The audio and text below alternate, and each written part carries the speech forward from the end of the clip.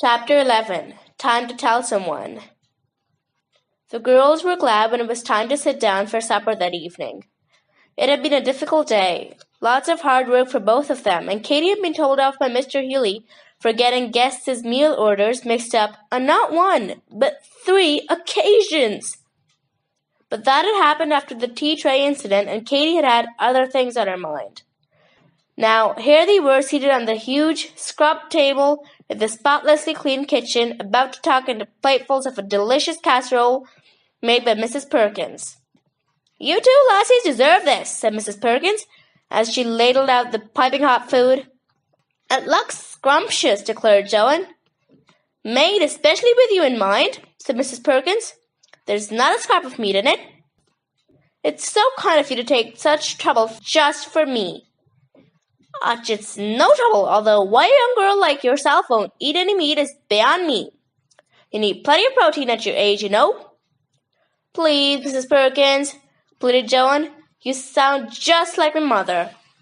"Well, I suppose that if your own dear mother can't make you see sense, there's not much use in a silly old woman like me trying. Anyway, this is full of good, fresh vegetables, so it'll do you good." "I don't care what's in it," said Katie. "I'll eat it all the same. I feel so hungry. And I must admit that it does look good." "Mrs. Perkins can make a feast out of things that other folk would turn their noses up at," said Sam. "It's true," said Mary, who was also at the table. "She's a genius. Oh, no disrespect to you, Mr. Marshall," she added. "It's all right," replied the chef, as he artistically arranged pieces of lettuce, tomato, and other such ingredients into a dish. "I have my kind of cooking, and Madam Perkins has hers. We respect each other." "Humph!" exclaimed Mrs. Perkins. "Why, the skinflint wouldn't even give me a bit of parsley for my fish the other day." Mr. Marshall chuckled at this, and it seemed to the girls that the continuous rivalry between these two very different people was really good-natured.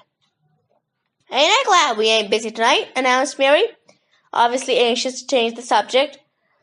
"I've been run off my feet today."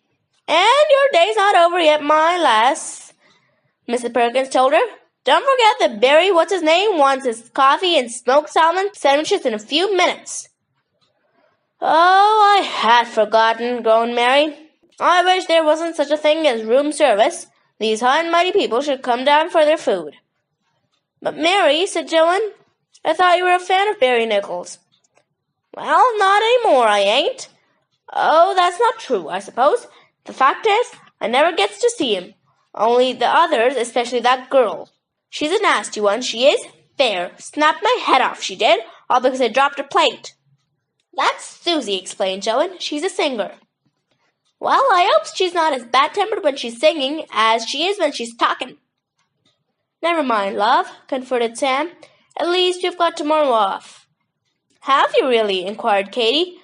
"We're off tomorrow, too. It's a wonder that Mr. Healy is letting 4 of us have the same day off." There's a method in that. The sly old so-and-so is just making sure that we're all on duty on the weekend. It's always busy then anyway, but this weekend, this Barry fella's concert will be taking place, and Mr. Healy's thinking that there might be a lot of extra people dropping in, reporters and such like. "I see," said Katie slowly. Mary could tell that this remark of Sam's had made Katie think, although she couldn't herself see why.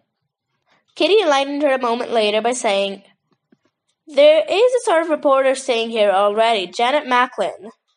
She's writing a piece for the Barry Nichols fan club magazine." "I know who you mean," said Mary. "She seems all right, though I can't say I've seen much of her since she's arrived." "She's been out a lot," explained Sam, "but she's in now." "Is she?" asked Katie casually. "Yes, she's watching telly in the lounge. I saw her when I passed through." When Mary had finished her supper, she set about preparing the sandwiches for Barry Nichols, complaining, as she did so, that she suffered from chronic indigestion due to running around after pampered guests. Katie felt that she or Joanne should offer to take the sandwiches to Barry in an attempt to discover more vital clues, but bearing in mind the tea tray ordeal, she decided it would be best to steer clear of Barry. She also felt exhausted and guessed that Joanne did too. "And what are you lassies going to get up to on your day off?" asked Mrs. Perkins. We're going out into the country. Are you now? That's nice. Mary and me are going out too, said Sam. We're off to visit our parents.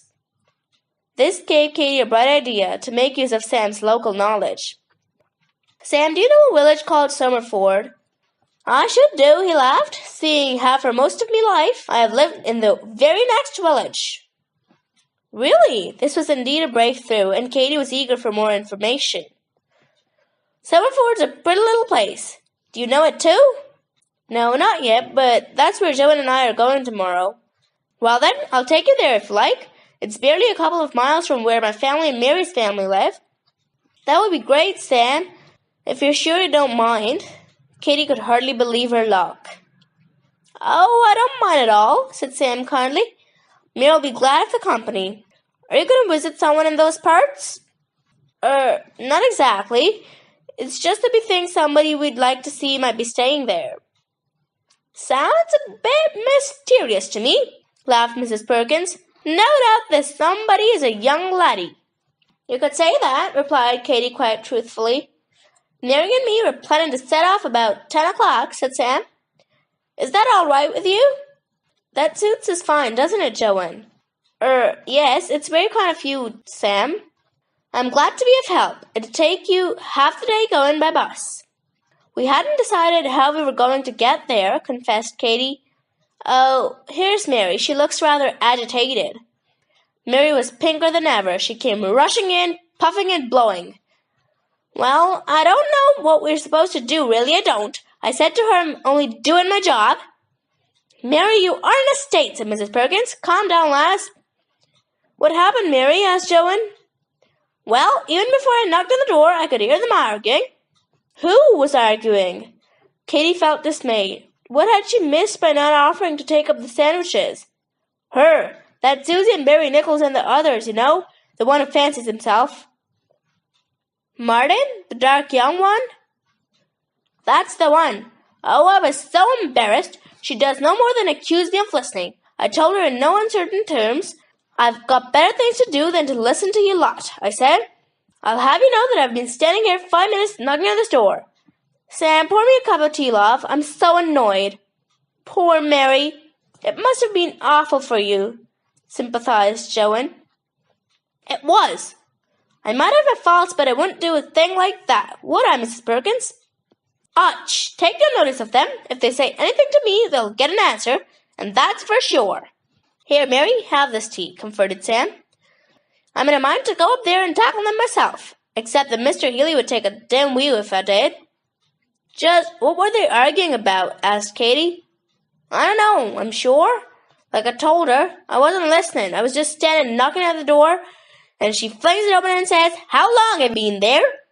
Just like that. Then she goes on to accuse me. I was so insulted.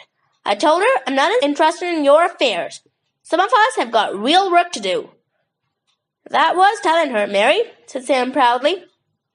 Mary, began Kitty softly, I know that you didn't want to listen, but did you hear anything that was said? Well, I couldn't help but catch them a fit. They were shouting so loud. At a ding-dong they were. That's why they didn't hear me knocking at the door. What exactly did you hear them say? Who was doing most of the shouting? Katie, interrupted Joanne. We can't ask Mary to repeat what she heard. It isn't fair. Sorry, Mary, said Katie, but it's just that I'm so curious. I'd like to know everything there is to know about Barry Nichols. After all, I've been a fan of his for so long. That's us, maybe, Katie, put in Sam. But don't you think this is carrying fan worship a bit too far? You can see how upset Mary is. Oh, I'm all right, Sam. I don't see why I should let the likes of them bother me. That's the spirit, cried Joan. Go on, Mary, tell us, pressed Katie. It won't go any further, honestly. I don't know if I should. It was becoming increasingly clear that Mary was actually bursting to tell, but after all her protests, she was finding it difficult to do so without seeming to lose her integrity. Mrs. Perkins finally decided the matter by declaring, Ouch, tell us. If folk go around roaring and carrying on for all the world to hear, what can they expect? Besides, I'm a bit of a nosy Parker myself. You're right, Mrs. Perkins, replied Mary. They deserve no better, but the fact is, I could hardly make sense of it all. Katy groaned inwardly. What did they say? She coaxed. Well, she was saying, I can't stand it any longer. Something's got to be settled, and quick. And he? Who? Barry Nichols. He kept saying, just be patient. It's all be worth in the end. And that other one? Martin? Yes, him. He kept on about things turning nasty and getting out of control. He kept saying he's a stubborn fool and that Johnny would have to sort him out and make him see sense or else. All the time she's getting more and more hysterical and crying. The others kept telling her to shut up, and Barry Nichols said, if we keep our heads, things will go according to the plan. Everyone had listened to this in stunned silence. Eventually, Sam shook his head and exclaimed, It seems to me that these theatrical types never stop playing acting. It's a strange way to carry on, and that's for sure, agreed Mrs. Perkins. Katy felt relieved that the others hadn't taken Mary's revelations too seriously. For a few moments she had feared that if Barry Nichols felt he had been found out, he would leave the hotel. And what would she and Joanne do then? She continued the playing down of the incident by yawning. I think you're right, Sam. Show business people are so melodramatic and so boring. Really, Mary, I wouldn't give it another thought. I don't intend to. Mary was quite determined. I don't want to fill my head with their nonsense. Well, that's enough of that. Shall we go up to our room now, Joanne? Oh, yes, Katy, murmured Joanne, who was looking more worried than ever. Once upstairs, Joanne expressed her fears. Do we have to go to that place tomorrow, Katy? Of course we do. We wouldn't get another chance to go this week. Wasn't it a stroke of luck? Sam offering to give us a lift? But I'm frightened. I feel we're in danger, especially after what we heard tonight from Mary. It was a bit disturbing, I admit. It wouldn't seem too bad if we could tell someone. I just feel as if we're carrying the burden of this awful secret ourselves and nobody else, except those responsible, knows about it. All the more reason that we sort it out then. Though I agree with you that it would be reassuring if we could tell someone about it. But who can we trust? How about Sam and Mary? I thought of them, but I wonder if they'd manage to keep it to themselves. I know they wouldn't mean to tell, but they could be overheard talking to each other. That's a point, agreed Joanne. And of course, we could hardly tell one without the other. Exactly, and although I'm not saying Mary is a blabbermouth, it is possible to get information out of her. This raised a smile from Joanne. As you demonstrated tonight. And we couldn't really bother old Mrs. Perkins. Katy was wearing her most perplexed expression as she went on. And as for the other staff, well, we just don't know anybody well enough to guess what their reaction would be. So there's nobody then. There might be somebody who should be very interested in getting to the truth. Who? Janet Macklin from the fan club. Of course. She's more than anyone else should want to listen to us. Do you remember how we talked about whether she'd notice the difference? Yes, and if she was going to notice, she'd have done it by now. She's had plenty of time. But what if she's not sure, and do remember how we thought she might suspect, but not want to get involved? Whether she wants to get involved or not, she should have Barry's interests at heart, said Katy firmly. She'll surely listen to us, at least. I can't say I relish the idea of telling her, admitted Joanne glumly. She seems a bit smug, or perhaps I'm being unfair. I've hardly seen her at all. She's very self-assured, but I suppose she has to be in a job like that. And if she does decide to help us, I'd say we're well on the way to solving this mysterious business. You're right, she'd be a great asset. That's settled then. I wonder if she's still watching television in the lounge. But Katy, we can't ask her now, can we? It's late. It's not late. Come on. No time like the present. Janet Macklin was just turning off the television set when the two girls entered the lounge. A couple of other residents were yawning and saying their goodnights to each other. The girls walked silently across the thick carpet as they approached her. Janet Macklin looked up and said, Hello, I really enjoyed the film. I wonder, could you make sure I get an early morning call around 6:30? I've got a heavy day tomorrow. You're not the only one, thought Joanne. The mention of tomorrow gave her a sinking feeling inside. I'll attend to your call, Miss Macklin, Katie assured her. Thanks, I'll say good night then. She began to pick up her bags to leave. Miss Macklin, said Katie urgently, can we talk to you for a few moments, please? It is rather late, and as I've told you, I do have to be up very early tomorrow. But this is important. What is it about, for heaven's sake? It's about Barry Nichols, said Katie quickly. Well, what about him? Have you seen him yet? Spoken to him? Of course, I've interviewed him. You know him well, don't you? Yes, I do. Have you noticed anything different about him? The change of expression lasted for only a split second, but it was enough to tell Katie that Janet Macklin was lying when she answered, No, should I have? Yes, said Katie, we think so. Definitely, put in Joanne.